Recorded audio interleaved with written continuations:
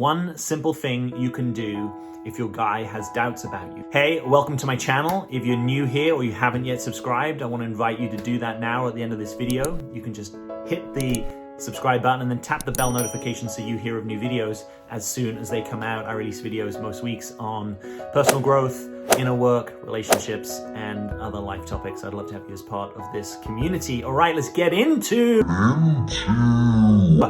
today's video. First things to say, just if you've been in the situation that someone, in this instance, let's say you're a woman that dates a guy and you're in a relationship with a guy and that he has doubts about you, that can be a really challenging place to be in a relationship from. What I want to offer, I think, is just, I hope at least, is a different perspective on this than you might come across, that I hope will actually to give you something to sink your teeth into. So the essence of what I want to suggest in this video is to bring some of the doubt onto your side of the fence. So what I'm talking about in fancy speak, I'm talking about systems distribution or systems dynamics. It basically looks at a relationship and says, this relationship isn't just you and I, this relationship is a system between us. And in this system, at the moment, there is doubt, or there's a high level of doubt.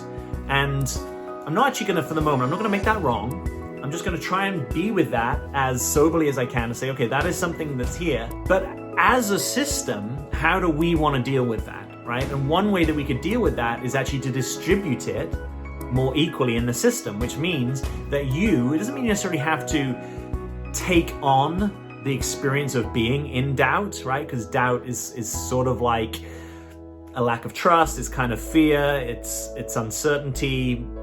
You know, it's not the most liberating experience. You know, it's an important human experience. You know, but often when we're in doubt, we can get a bit disconnected from ourselves. We can get up here in our heads. We're kind of overthinking, overanalyzing. But let's just say what the doubts are about, right? Let's just say there's a doubt that we're gonna I got a doubt that we're gonna manny. What do you think about that? There's a real doubt in this relationship that we're actually gonna be able to use words that we both understand. So maybe it's not gonna work out.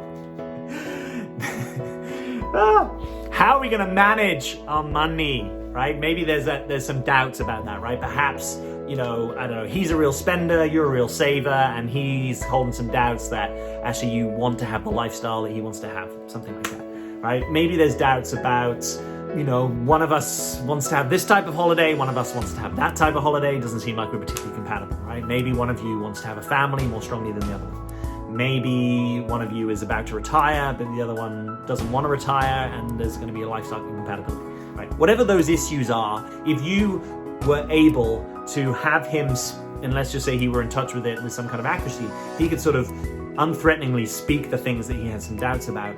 What would it be like for you to distribute that in the system? Which means for you to take those doubts on or take them seriously enough that you're going to be in relationship with them. Again, not necessarily from a doubtful place, but from a, oh, okay, yeah, let me also hold that, yeah, we do have differences of holidays, right? And that is probably going to create some kind of tension, or at least we're going to have to come up with some kind of pretty, decent compromise perhaps to make that work. And I don't even know what that compromise is, right? So it's almost like we redistribute some of the issues across the relationship in service of, like, it's almost like now the relationship holds them and not just one person. What I think we're trying to avoid is, this is, by the way, is the universal, this is the universal seesaw. You recognize that, right? So what we don't want is a hairy arm. What we don't want is that all the doubt is here with him and your end of the teeter-totter, hey, got that right, is up here or down here, or the other way around, right? It could be that you're watching this and actually you're the one in the relationship that tends to hold the doubts. He's like, yeah, it's all fine, it's okay, we're gonna be okay. And you're like, no, we've got some like fundamental issues or some things that I'm really concerned about. Perhaps they keep you up at night, or they kind of, when you have a quiet moment, they kind of play out in your mind and you want to put them somewhere. There's a fascinating thing that can happen in group trainings.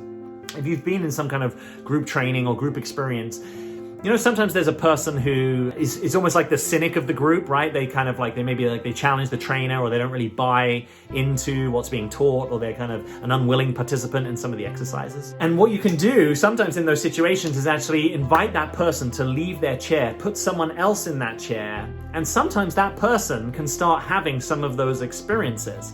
They start to take on that cynical, probing, questioning perspective. And there's actually quite a lot of value in a group to having someone that's not just willing to, so to speak, drink the Kool-Aid, that's actually willing to challenge the orthodoxy, to see things from a different perspective, to question the narrative. So a group can take that on and say, actually, at the moment it's located in this person, but rather than demonizing that person, perhaps this is just an important perspective, and actually if we shift the deck and we put people in different seats, suddenly someone else could take on that role, right? What it actually says is that there's a legitimate and functional role within a group for someone to challenge the orthodoxy. You could also say that perhaps there is a role in relationship called, is this relationship working? Do we have some doubts or concerns about it? If that's legitimate, we're now saying, well, who's going to sit in that role? Do we want just one person to sit in that role, or do we want both people? Because the observation that I have from my own relationship experience and from working with lots of other people's is typically it gets located in one person. Typically now we have a polarization.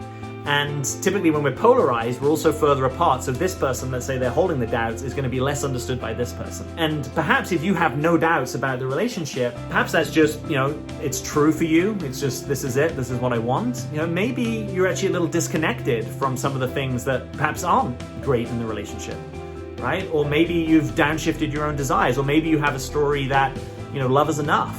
And perhaps in some instances, love actually isn't only enough. There are like fundamental compatibilities and ways of being and communicating that actually need to be present. You could probably love many more people than you might be able to form a successful partnership with. And, sometimes you might have a go at a successful partnership and it doesn't work out, and that's maybe okay also. This is about being true to what is actually unfolding in the relational dynamic, and we're not trying to get it stagnated or fixed or polarized, that one person is holding pretty much all of one thing. And, and by the way, I'm talking about doubt right now. You could substitute something else in here. You could say, it's not good if one person just does all the chores and the other person doesn't, right? Or if one person holds down all the, financial concern, right? And the other person doesn't. The more distributed these things are, perhaps generally the easier it is. The benefit of this, if you start to be in relationship, let's just say we flipped it for a moment, right? Let's just say you took on all the doubts that the other person had in a very real way, and you're very in touch with them in an ongoing way. You might find that there's a little shift over there. And maybe not. Maybe, he's intoxicated with his own doubt, and that's how he is, and that's part of his own developmental journey, and it might be that that's actually a deal breaker for you. But I would get curious that if you started to be much more in touch with those things, does anything else happen over there? Because if the group dynamic thing where we swap the person out of the chair, or we invite someone else to be the sort of cynical realist, that person who was, quote, sort of acting out, being like the difficult person in the group, suddenly they relax and they take on a different role and a different energy. What would it be like if, even in part, your partner were relaxing around the things that at the moment they feel doubtful for? Now, this is not saying that you need to give someone a forever and a day runway to be doubtful so they never actually step into, making you their girlfriend or being in some form of commitment together. I'm not saying that. What I am saying is the more distributed and the more the relationship and the system can care for certain things, sometimes you get better outcomes, or sometimes you just get different outcomes. Like you can start to see it from a different place, right? You maybe even allow yourself to say, yeah, actually, if I tap into my deepest desires, I do want these kind of exotic holidays, and God, he's really not going to be part of that unless he's more willing to push his comfort zones. Maybe I need a partner that has an ability to push their comfort zones. It's not saying you decide that one way or another, just it allows you to be in touch with it. It allows you to actually have a sort of more fullness of the reality of what's happening in the connection, what's happening between you, what you want and what they want. It's like now we can sort of all put that on the table and in the mix, and we can both be in relationship with it. Right? We don't actually want it to stagnate and polarize into a certain way of being. So I would love to know your experiences. Please leave me a comment beneath this video. Do you have doubts? Are you with someone that has lots of doubts? Can you look back on your relationship history and say, you're normally a doubtful person, or you seem to attract doubtful people? What is going on there? I want to know your experiences and your problems. And by the way, if you listen this far and you like this video and you're a woman that dates men, I want you to download my He's Your Guy checklist, because this is a really good way of quickly coming to a view about how much is he investing in the connection, and this channel we generally encourage. Relationships can be difficult anyway, so why not try and be in connection with someone that actually wants to make an investment in your direction? So that'll be the first link beneath this video. I look forward to reading your comments. Please like and please subscribe to the channel. Hit bell notifications so you hear of new videos as soon as they come out. And as always, I'm Jack. Thanks for being here.